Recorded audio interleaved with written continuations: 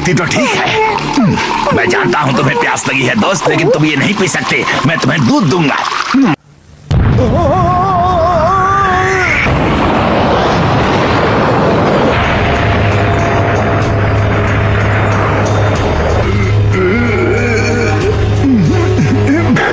अगर वो मुझे मारने की कोशिश कर रहा होता तो वो धमाका इतना बड़ा होता कि फिर खड़े होने के लिए पृथ्वी ही नहीं बचती। तो फिर इसका क्या मतलब हुआ?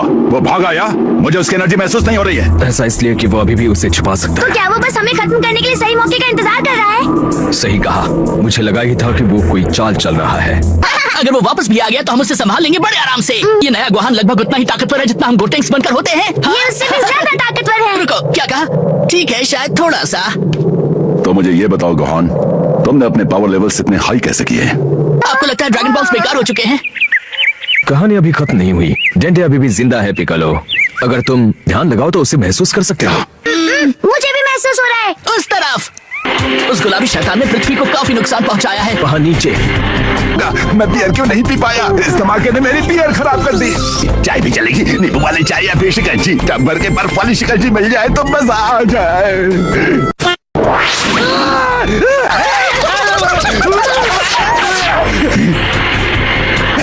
ये तो गोहान जैसा दिख रहा है। हेलो मिस्टर सेटन।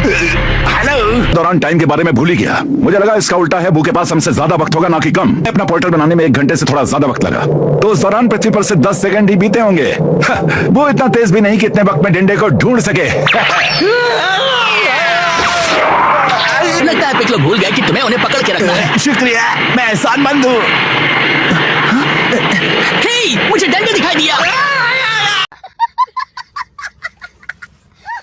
तुम पर फख्र है। इसके लिए हमें मिस्टर पोपो का शुक्रिया अदा करना चाहिए। उन्होंने ही मुझे बचाया। जब माजिन बू वहाँ आया तो उसने सब कुछ चॉकलेट में बदल दिया। मिस्टर पोपो ने मुझे टावर से दूर धक्का देकर मुझे बचाया। तुम्हारा जिंदा रहना बहुत जरूरी है। हरे सर वाला मंगलवासी कौन है? ये हमारी तरफ ही है ना?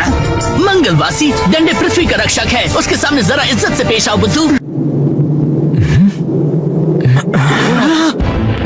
माजिन बू वापस आ गया। मैंने सोचा नहीं था कि वो हमसे इतनी जल्दी टकराने की हिम्मत करेगा। वो बस 1 घंटे के लिए गायब हुआ था। इतनी देर में क्या तैयारी कर सकता है? घबराओ मत, आज मैं उसे हमेशा के लिए खत्म कर दूंगा।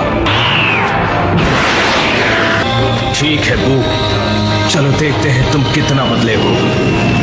तू फिर से लड़ाई करने लौट आया है।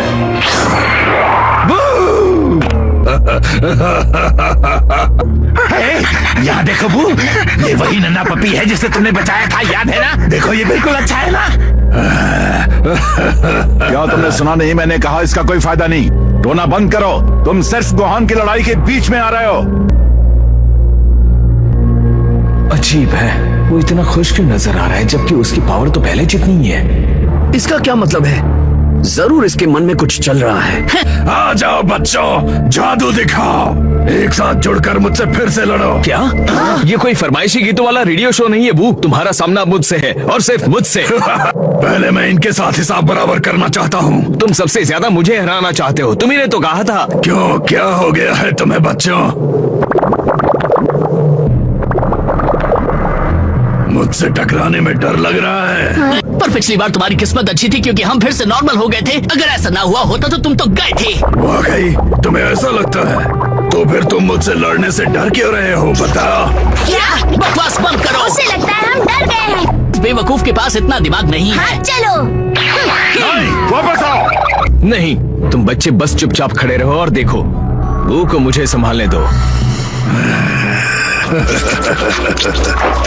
चिंता मत करिए गोहान, हमें कुछ नहीं होगा। आपने हमारा फ्यूजन देखा नहीं है, इसलिए आपको अंदाजा नहीं है हम कितने ताकतवर हैं। आप समझ गए ना? मैं तुम्हें दिखाता हूँ। वही फ्यूजन। जल्दी करो बच्चों, शाबाश।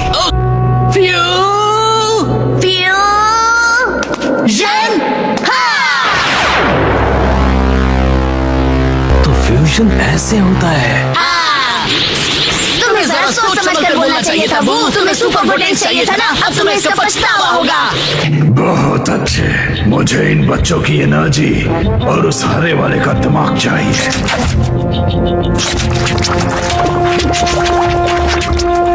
अगर तुम हमारे फैन हो तो लाइक और सब्सक्राइब करना मत भूलना दोस्तों।